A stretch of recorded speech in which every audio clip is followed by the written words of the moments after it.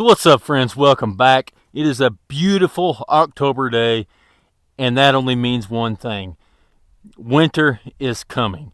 So what I thought I'd do today is just go through the minimum things that you need to be keeping in your vehicle, to kind of be ready for whatever may happen during the wintertime. And yes, I know as men, we are tempted to just load everything in the world up. But one thing I need you to keep in mind is we need to keep this small enough so that my wife or maybe your 17-year-old daughter wouldn't just throw it all out because it's in the way and takes up too much space. As a general rule of thumb, I think it needs to fit in a backpack would be better. I keep my stuff, my winter specific stuff, in this old laundry bag, and it works out great. So keep that in mind before you just start overloading with all kinds of stuff that's unnecessary. As you can see, there's not just a whole lot of stuff out here, but this is kind of what I've kind of boiled this down to the minimum kit. So let's get started with one thing that I think is probably the most important is one of these Jumpstart tire inflators, phone charger, battery boxes that you've probably seen online everywhere. I think everybody should have one of these in every vehicle. You can pick your different size of what you think you need,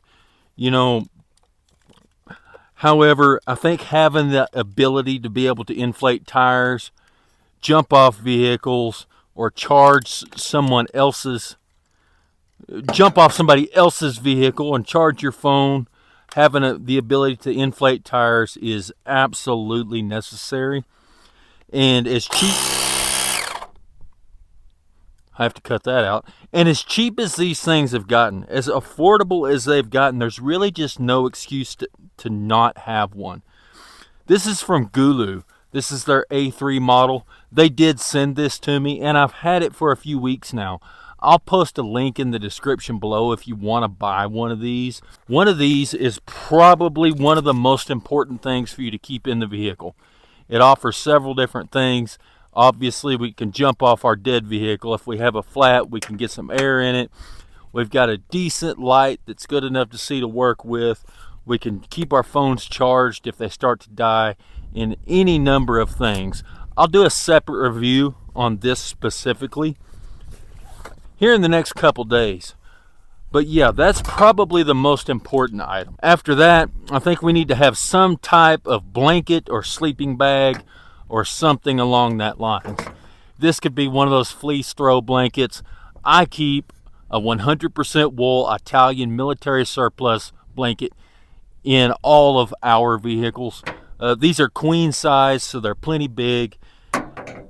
Get the biggest one that you think your family's going to keep. And this fits underneath the seat and goes completely not noticed. I use this thing a lot. It makes a great pillow if I want to take a nap. I've spread it out on the ground and used it to change a tire. But yeah, either get one of these or a sleeping bag of some kind, just in case you're broke down and, things start to get a little chilly. A good pair of boots. These I've had forever. I think they're made by Service. I've got some of these. I've got some made by Muck. Once the soles get to where they're not great, I quit wearing them for, normal hard use and just relegate them to stay in a vehicle duty. These, once again, they fold up really small. They don't take up a whole lot of space. But how many times has it been raining or muddy or just a little snowy and, you're wearing, tennis shoes, right? And you just need a way to keep your feet dry. These don't take up any space, so I do make sure to include those. This is just a little, I don't know if it's a pencil bag or what it is, but it's just a little kit, and I keep a headlamp in there. You can just get an inexpensive one that works. That's all that's needed. Water resistant. You don't need to spend a bunch of money on this. This is to go in here and never be seen or used again. You turn it on every now and then just to make sure it works and you're good. I keep a little bit of parachute cord, what is that, 20 feet or so, and some basic Germ-X wipes, headache pills, a lighter, some ibuprofen, and a little thing of electrical tape. This is something that will fit in a glove box and go unnoticed until it's needed. So having something like that, especially for the winter time when it starts to get dark a little earlier, is a pretty high priority. Recovery gear. In my truck, I keep a whole lot more than what I expect my wife and daughter to keep. For them, it's just an inexpensive tow rope. It doesn't take that much of a recovery strap to pull out a little, 3,000 pound Toyota Corolla. You get stuck in a snowdrift or whatever. I'm a little bit different on this than some people. Some people will say you can't have anything but a super expensive, Rhino or Yankum or Bubba rope kinetic recovery strap. And yeah, for, my pickup, that's true. But we're talking about a little Corolla here, and this is a 10,000 pound tow strap.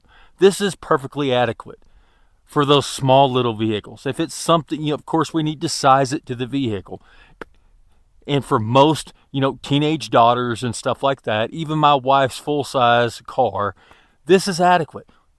She doesn't need anything bigger than this. And how many different vehicles are you going to spend $100, $200 on recovery ropes and stuff for? It's just not feasible. So we need to kind of, work with what we've got available, along with some shackles, so that, all this stuff can be attached somewhere. The soft shackles would absolutely be better. I have not got around to upgrading everything to a soft shackle, so I've still got some of the old school bow shackles, and they still work. You just need to realize you need to be careful with what you're doing and pay attention and plan your moves accordingly. Best piece of recovery gear you can have is a shovel. Now for the pickup, I want a full-size shovel. I'm not going to get my wife to carry a full-size shovel in the trunk of her car. She can carry a little folding shovel. I'd show it to you right now, but she's at work, so I don't have it with me because it's where it should be. It's in her car. But get the biggest shovel that you think the person who actually drives the car will leave in there, and it doesn't take up enough space to where they ever complain about it. A lot of people want to throw a snow shovel in there for the wintertime. I say don't do that. Stick with a standard, dirt digging shovel, because this will chip through ice, it'll dig dirt, and it'll also dig snow just fine. This is the most versatile style shovel you can have. Therefore, that's what I'm going to throw in there. Then we move on to the cold weather specific stuff. Like I said, this would be better if it was in something the size of a school backpack. But, we do what we can. First and foremost, a good work jacket. Keep an extra one in those. Don't go crazy with it. Go to the thrift store or garage sale, get a cheap one. A safety vest. Just a brightly colored vest. You got to remember, this is winter time that we're talking about. It might be foggy, snowy, and even if it's sunny and 75 degrees, getting run over by a stupid driver sucks. So have some way to be seen, especially if you're on the side of a public roadway, no matter what the weather is.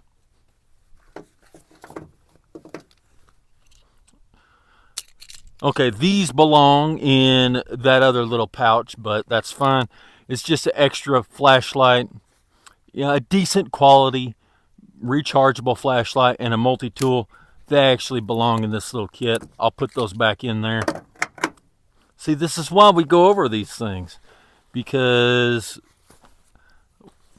I'm finding stuff right now that I need to fix. This little bag right here, you'll notice it's like half full, and that's on purpose. What this bag does is it just holds an extra change of clothes. I've got, some like pajama pants. That works if I need to change or if I just need an extra layer. I've got 2 pairs of socks And one of those pairs is one of these extra heavy, winter wool socks.